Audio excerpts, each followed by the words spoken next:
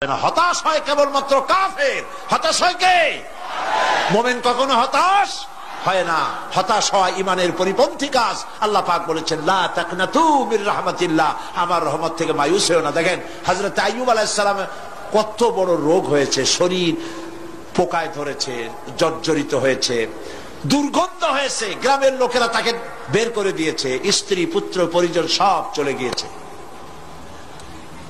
এমনকি জিহ্বায় যখন পোকা ধরল, হযরত আইয়ুব আলাইহিস সালাম আল্লাহ রাব্বুল আলামিনের দরবারে ফরিয়াদ করলেন, আন্নী মাসসানিয়াদ-দুরর ওয়া আনতা আরহামুর রাহিমিন।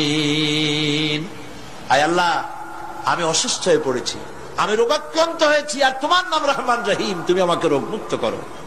হযরত আইয়ুব আলাইহিস সালাম আল্লাহর দরবারে ফরিয়াদ করলেন, রব্বুল আলামিন সারা শরীরে পোকায় জর্জরিত হয়ে গেছে, এখন আমার জিহ্বায় পোকা ধরেছে, মাবুদ গো আমি তোমার কাছে ফরিয়াদ করি আমার জিহ্বায় পোকা দিও না, কারণ জিহ্বাটাও যদি নষ্ট হয়ে যায় তাহলে তোমার মতো আল্লাহর জিকির আমি কি দিয়া করব।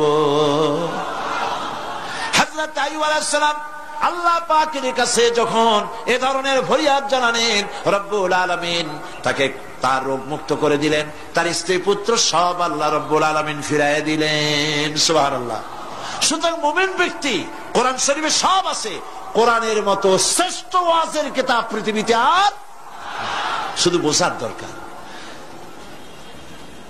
বিপদের যত বড় বিপদ আসুক, কোন বিপদে মুমিন ধৈর্য হারাবে না। হযরত ইয়াকুব আলাইহিস সালামের ছেলে ইউসুফ আলাইহিস সালামকে যখন তিনি হারায় ফেললেন, তিনি অধৈর্য হয়ে গেছিলেন নাকি? অধৈর্য হন নাই। কারণ আমি আমার বক্তৃতার সূচনায় বলেছি, আমরা কল্যাণ বুঝি না, অকল্যাণও বুঝি না। কোন বিপদ আসতে পরে আমরা হয়রান হয়ে যাই, কিন্তু বিপদের মধ্যে কল্যাণ আছে আমরা তা বুঝতে পারি না। কথা বুঝে আসছে? হযরত ইউসুফ আলাইহিস সালামকে কুয়ার ভিতরে ফেলে দেওয়া হলো। 11 ভাই মনে করেছে কুয়ার ভিতরে ফেলে দিয়া ইউসুফ আলাইহিস সালামকে মেরে ফেললাম, কিন্তু তারা বোঝে নাই আসল কামটা কি হয়েছে। এটা তো কুয়া নয়, এটা একটা টানেল, এটা একটা সুড়ং। একদিকে কেনান হলো তার এক মুখ, ওই সুড়ঙ্গের এক মুখ হলো কেনানের।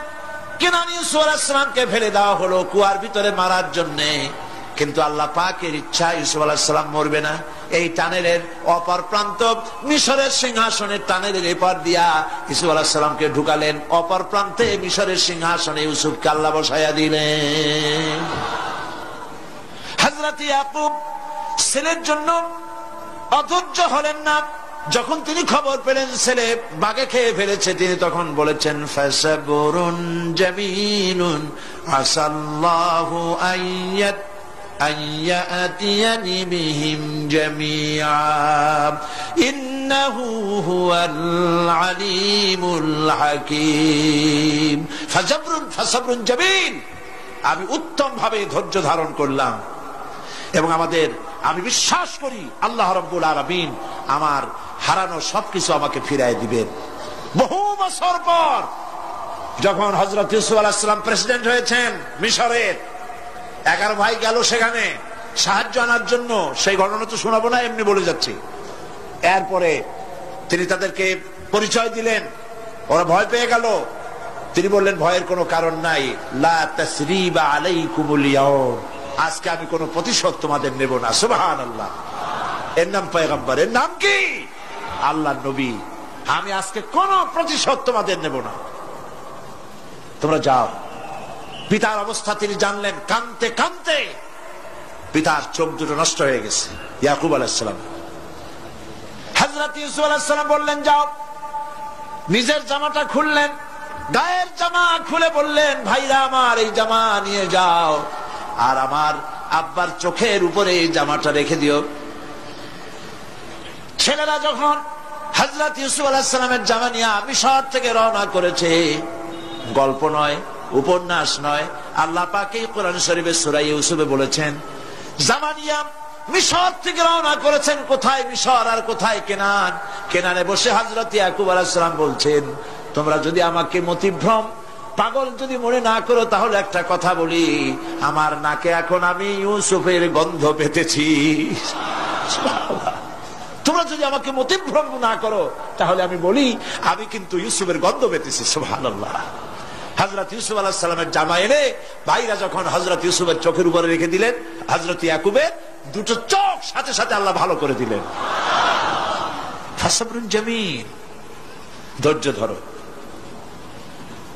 ইমানদার ব্যক্তি আশার উপরে তার জীবন বাঁচে, কারণ যত বড় বিপদ আসুক না কেন আশ্রয় পাওয়ার একটা জায়গা আছে, তার নাম হলো আল্লাহ। নাম কি? বলেন আল্লাহ। সবাই বলেন আল্লাহ আল্লাহ আল্লাহ আল্লাহ। হযরত ইউনূস আলাইহিস সালাম মাছটাকে গিলে ফেলে দিল, মাছটাকে গিলে মাটির অতল তলদেশে চলে গেছে।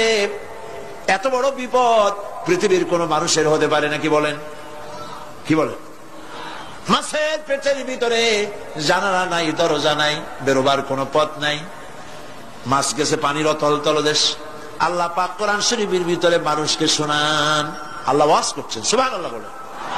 আল্লাহ পৃথিবীর মানুষকে ওয়াজ করছেন, দুনিয়ার মানুষকে শোনান।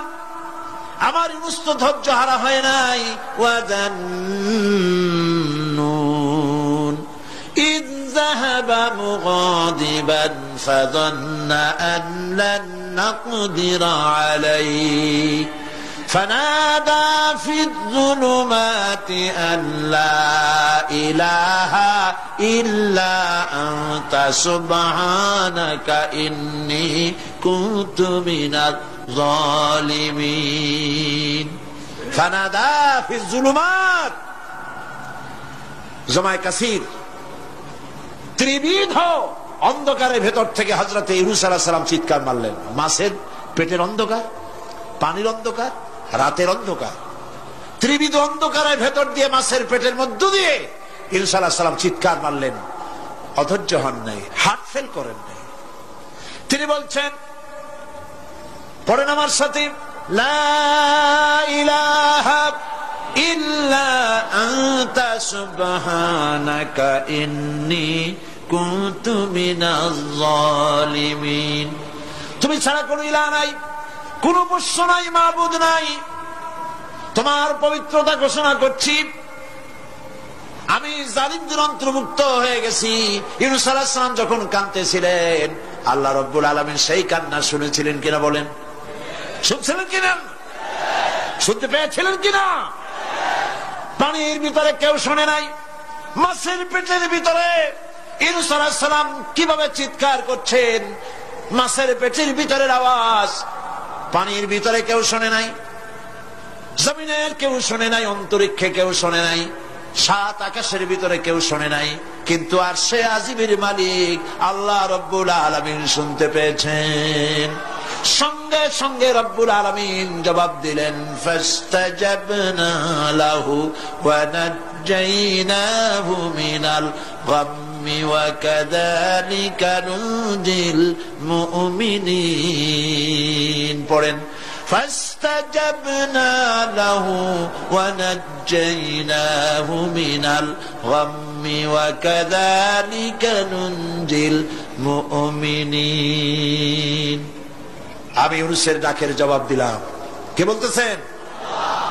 বড় করে বলেন, কে বলছেন? আল্লাহ। সুবহানাল্লাহ। আপনারা কি ভয় পাইছেন? ভয় পেয়েছে মুসলমান? আল্লাহ রাব্বুল আলামিন বলেন, আমি আমার ইউনূসের ডাকের জবাব দিলাম। শুধু জবাব দেই নাই, আমি ইউনূসকে তার মাছের পেটের ভিতর থেকে বাঁচাই দিলাম। মাছের পেটের মধ্যে বেদনা শুরু হয়ে গেল, এমন বেদনা হয়েছে মাছ এখন বমি না করে পারে না। কথা বুঝতে পেরেছ? মাছ এখন বমি না করে পারে না। পানির উপরে মাছ ভেসে উঠল। আল্লাহ কোরআন শরীফের ভিতরে বলছেন, মাছ সাতরায়া কিনারায় চলে গেল, ইউনূস আলাইহিস সালামকে বমি করে ফেলে দিল। ইউনূস আলাইহিস সালাম বেঁচে গেলেন। আল্লাহ পাক বলেন শুধু ইউনূসকে বাঁচাইলাম না, বরং আমি সকলের জন্য আশার বাণী শোনাই, শোনো মুমিনেরা, ওয়া কাযালিকা নুজিল মুমিনিন। মুমিন বান্দা যারা, যত বড় বিপদ আসুক আমারে ডাকো, আমি বিপদ দিয়ে বাঁচাই দেব। সুবহানাল্লাহ, বিপদ থেকে আমি বাঁচাই দেব। আল্লাহ পাক বলেছেন ফাইন্না মাআল উসরি ইউসরান, ইন্না মাআল উসরি ইউসরা। জেনে রাখো, দুঃখ এবং কষ্টের পরে রয়েছে সুযোগ সুবিধা, আর অসচ্ছলতার সাথে রয়েছে উদার সচ্ছলতা। যত বড় বিপদ আসছে, এই বিপদের পরে আল্লাহ পাক তার গোলামদের উপরে রহমত নাজিল করবেন ইনশাআল্লাহ।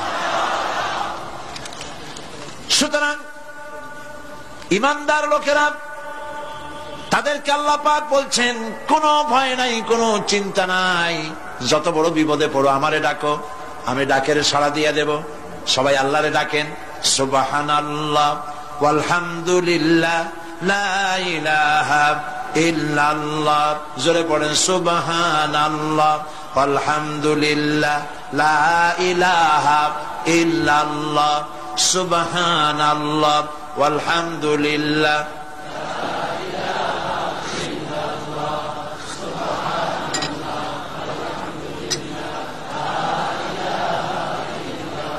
লা ইলাহা ইল্লাল্লাহু মুহাম্মাদুর রাসূলুল্লাহ।